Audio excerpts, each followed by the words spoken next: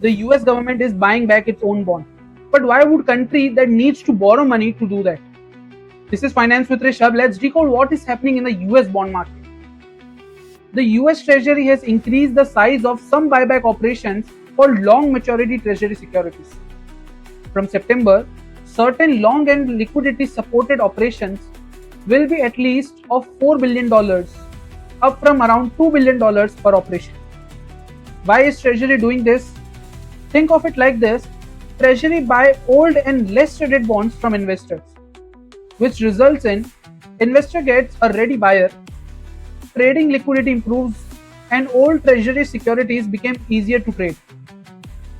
The Treasury say its buyback program is to design to support market liquidity and resilience, not simply to reduce the total amount of US debt.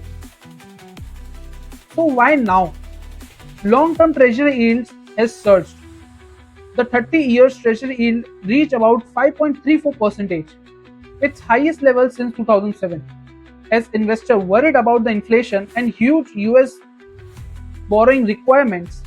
So the Treasury is trying to improve the liquidity and calm the pressure in the long-term bond market. Why should India care about?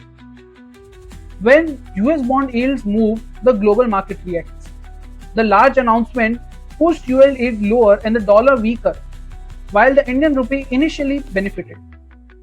So this isn't just simply the US paying off its debt.